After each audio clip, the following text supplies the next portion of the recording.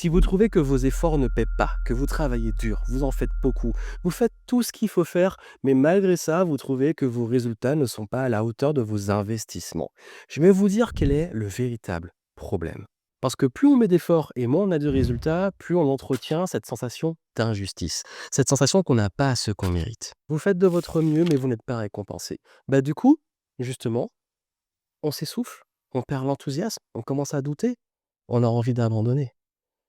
C'est normal. On entretient une croyance que si on fait beaucoup et plus on en fait, plus on va être récompensé. Mais il y a un gros problème avec ça.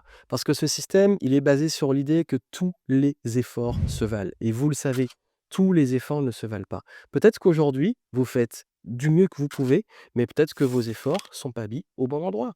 Peut-être que vous vous rendez pas compte que 10 heures de travail ne sont pas aussi efficaces que 4 heures sur des leviers qui sont extrêmement précis.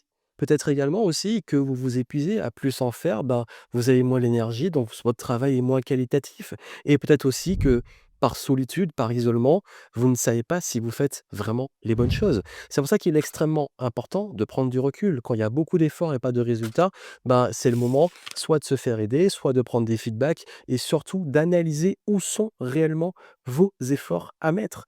Et ça demande justement pour ça de recalibrer le rapport au temps.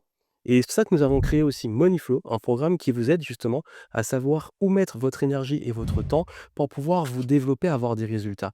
Et dans le programme, il y a un réel audit personnel et professionnel pour vraiment comprendre, selon où vous en êtes aujourd'hui, comment réussir à arrêter de vous épuiser sur les mauvais leviers et les choses qui vous traînent, et surtout remettre justement de l'intensité sur ce qui va vous faire avancer. Et c'est grâce à ça que vous allez pouvoir travailler moins et gagner plus. Pour en savoir plus, vous avez tout en descriptif et pour plus de conseils, abonnez-vous à ce